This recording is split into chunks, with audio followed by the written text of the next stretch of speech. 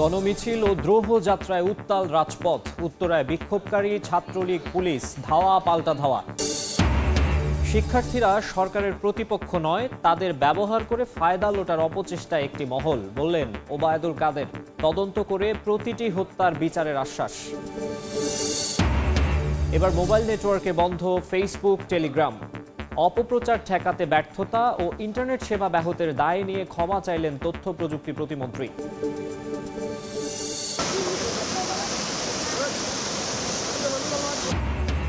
মুহুরী নদীর বাঁধ ভেঙে ফেনীতে হুহু করে লোকালয়ে ঢুকছে পানি। টানা বৃষ্টিতে হাঁটু পানিতে তলিয়ে বরিশাল নগরী, চরম দুর্ভোগে হাজার হাজার মানুষ।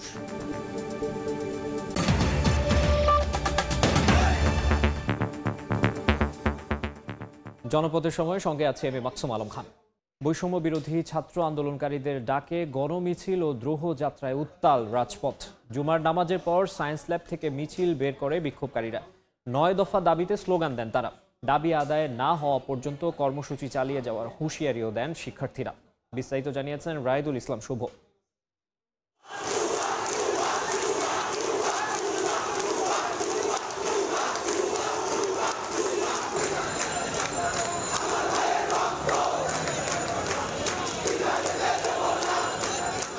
বৈষম্য বিরোধী ছাত্র আন্দোলনের পূর্ব ঘোষিত কর্মসূচির অংশ হিসেবে আজকে দুপুরে জুম্মার নামাজের পর থেকে ঢাকা কলেজ, সিটি কলেজ এবং এর পার্শ্ববর্তী যে সকল কলেজগুলো রয়েছে, শিক্ষা প্রতিষ্ঠানগুলো রয়েছে, সেখানকার শিক্ষার্থীরা প্রথমে সায়েন্স ল্যাব এলাকায় কিন্তু জড়ো হওয়া শুরু করে। দুপুর 2টা থেকে 4টা পর্যন্ত কিন্তু সায়েন্স ল্যাব এলাকায় অবস্থান করেন এবং দফায় দফায় স্লোগান দেন। তাদের যে দাবি, সে দাবিগুলো আসলে তুলে ধরেন। পাশাপাশি গ্রেফতারকৃতদের যেন ছেড়ে দেওয়া হয়, সেই বিষয়টি বারবার তাদের দাবিতে উঠে এসেছিল এবং সেখানে প্রায় 2 ঘন্টা অবস্থান করার পরে কিন্তু তাদের যেই মিছিলটি সেটি শাহবাগের দিকে অগ্রসর হতে থাকে এবং শাহবাগে গিয়ে তাদের সকলে মিলে গণ মিছিলটি সেখানে গিয়ে প্রায় দীর্ঘ 1 ঘন্টা অবস্থান করে। তারা বারবার করে একটি কথাই বলছিলেন যে তাদের যে দাবিটি রয়েছে সেই দাবি সম্পূর্ণ না হওয়া পর্যন্ত তারা রাজপথ ছেড়ে যাবে না। 9 দফার 1 দফা যদি না কমপ্লিট হয় আমরা এই রাজপথ ছেড়ে যাব না। আমাদের আন্দোলন চলবে, এই আন্দোলন কখনো বন্ধ হবে না। পুলিশ ভাইদেরকে বলবো, আশা করবো আপনারা আমাদের যৌক্তিক দাবিতে আমাদের সাথে ঐক্যবদ্ধ হবেন। আইন শৃঙ্খলা বাহিনী কিন্তু সায়েন্স ল্যাব এবং শাহবাগ এলাকাটি তাদের নিয়ন্ত্রণে রাখার চেষ্টা করেছে। এক কথায় বলতে চাই, দুপুরের পর থেকে যে শিক্ষার্থীদের আন্দোলন সেটি তারা শান্তিপূর্ণভাবেই পালন করেছেন, তাদের দাবিগুলো বারবার করে উত্থাপন করেছে। তো সব কিছু মিলে এই ছিল আমার কাছে এই শাহবাগ থেকে সবশেষ। এদিকে কোটা সংস্কার আন্দোলন ঘিরে রণক্ষেত্রে পরিণত হয় রাজধানীর উত্তরা। বিক্ষোভকারীদের সঙ্গে ছাত্রলীগ ও পুলিশের ধাওয়া পাল্টা ধাওয়া হয়। এ সময় আহত হন বেশ কয়েকজন। উত্তরার পরিস্থিতি জানাচ্ছেন তাজওয়ার মাহমিদ।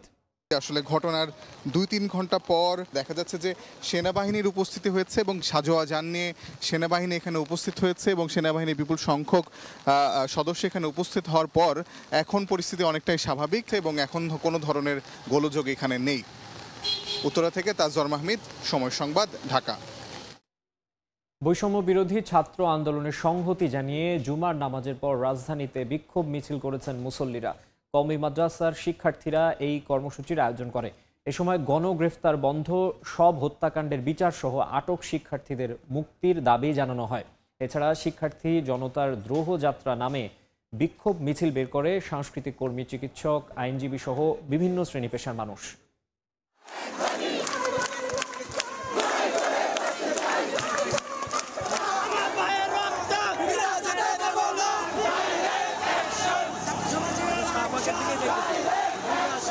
ক্ষোভ আর বিভিন্ন দাবির স্লোগানে উত্তাল রাজপথ। মিছিলে মিছিলে ছুটির দিনে মুখর অলিগলি। শুক্রবার জুমার নামাজের পর জাতীয় মসজিদ থেকে বিক্ষোভ মিছিল বের করেন ছাত্র জনতা। সাম্প্রতিক সময়ে কোটা আন্দোলন কেন্দ্র করে সাধারণ মানুষ, শিক্ষার্থী সহ নানা পেশার মানুষ নিহতের ঘটনায় বিক্ষোভ স্লোগান দেন মুসল্লিরা।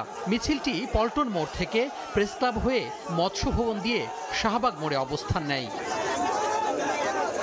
আবারও একই পথ দিয়ে প্রেস ক্লাবে গিয়ে জড়ো হন আন্দোলনকারীরা। এ সময় সব হত্যাকাণ্ডের বিচার, গণগ্রেফতার বন্ধ, আটক শিক্ষার্থীদের মুক্তিসহ নানা দাবি তুলে ধরেন সাধারণ মানুষ।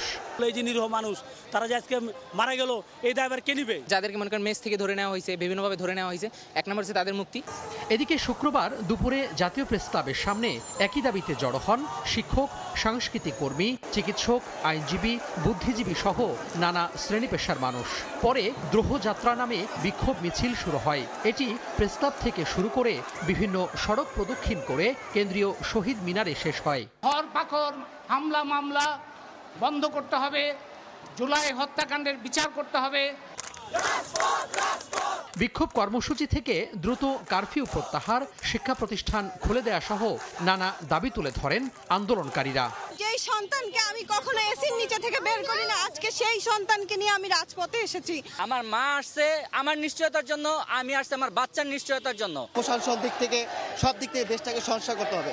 এর আগে সাম্প্রতিক সময়ে সহিংসতায় নিহতদের মাগফেরাত কামনা করে বাদ জুমা জাতীয় মসজিদ বাইতুল মোকাররমে মোনাজাত করা হয়। তোহা খান তামিম, সময় সংবাদ, ঢাকা। শিক্ষার্থীরা সরকারের প্রতিপক্ষ নয় জানিয়ে আওয়ামী লীগ সাধারণ সম্পাদক ওবায়দুল কাদের বলেছেন, শিক্ষার্থীদের মূল দাবি মেনে নেয়ার পরও একটি মহল সরকার বনাম শিক্ষার্থী গেম খেলে ফায়দা লোটার অপচেষ্টা করছে। সকালের রাজধানীর ধানমন্ডিতে আওয়ামী লীগ সভাপতির রাজনৈতিক কার্যালয়ে সংবাদ সম্মেলনে এই কথা বলেন তিনি। শিক্ষার্থীদের প্রধান দাবি যেহেতু পূরণ হয়েছে, সেহেতু আমরা বিশ্বাস করি শিক্ষার্থীরা শ্রেণীকক্ষে পরীক্ষার হলে ফিরে যাবে। ব্যক্তিগত মতের প্রতি শ্রদ্ধা জানাই, কিন্তু তাদের মতামত প্রকাশের সুযোগকে কাজে লাগিয়ে তৃতীয় কোনো স্বার্থান্বেষী মহল যেন উস্কানি সৃষ্টিকর কাজে ব্যবহার না করতে পারে, সে বিষয়ে সকলকে দায়িত্বশীল হওয়া উচিত। ব্যাহত হওয়া এবং গুজব প্রতিরোধে ব্যর্থতার দায় নিয়ে প্রকাশ্যে ক্ষমা চাইলেন তথ্য প্রযুক্তি প্রতিমন্ত্রী জুনায়েদ আহমেদ পলক। নাটোরের সিংড়া উপজেলা আওয়ামী লীগের উদ্যোগে আয়োজিত আলোচনা সভায় তিনি এই কথা বলেন। এদিকে মোবাইল ইন্টারনেটে বন্ধ হলো ফেসবুক এবং টেলিগ্রাম। আমার তরুণ প্রজন্মের কাছে যদি আমার কোনো ভুল ত্রুটি হয়ে থাকে, আমি করজোরে প্রকাশ্যে আমি ক্ষমা প্রার্থনা করছি। এবং এই ইন্টারনেট ব্যাহত হওয়া, এই সোশ্যাল মিডিয়ার গুজব প্রতিরোধে ব্যর্থ হওয়া, এই সকল কিছু দায় এবং দায়িত্ব, ব্যর্থতা আমি নিজের কাঁধে তুলে নিচ্ছি এবং যে কোনো সিদ্ধান্ত আমি মেনে নেওয়ার জন্য আবারও প্রতিশ্রুতি আমি সকলের সামনে দিচ্ছি। মামলায় কারাগারে থাকা ৪২ এইচএসসি পরীক্ষার্থীর জামিন মঞ্জুর করেছেন আদালত। বিকেলে মুখ্য মহানগর হাকিম আদালতে ৩৭ জন এবং চিফ জুডিশিয়াল ম্যাজিস্ট্রেট আদালতে ৫ জনের জামিন শুনানি হয়। শুনানি শেষে প্রত্যেক শিক্ষার্থীকে ১,০০০ টাকা বন্ডে জামিন মঞ্জুর করেন আদালত। ফেনীতে ভাঙা বাঁধ দিয়ে মুহুরী নদীর পানি ঢুকে পড়ছে লোকালয়ে। এদিকে বৃষ্টির কারণে বরিশাল নগরীতে জলাবদ্ধতা তৈরি হয়েছে। মৌসুমী বায়ু সক্রিয় থাকায় গতকাল থেকে দেশের বিভিন্ন স্থানে বৃষ্টি হচ্ছে।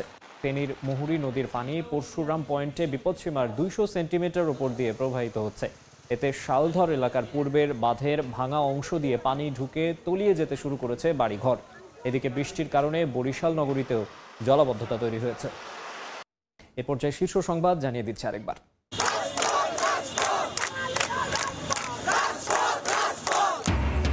গণমিছিল ও দ্রোহযাত্রায় উত্তাল রাজপথ।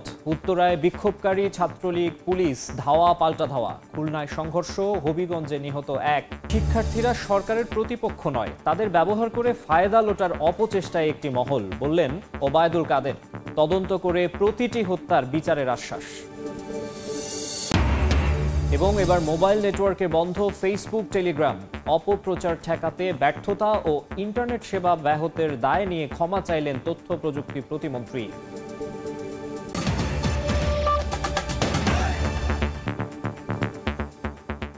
এই ছিল জনপদের সময়ের এখনকার আয়োজনে। রাতের সময় সঙ্গে থাকবেন গোলাম রাব্বি। মাকসুম, আপনাকে ধন্যবাদ। রাতের সময় নিয়ে ফিরছি কিছুক্ষণ পর, সঙ্গেই থাকুন সময়।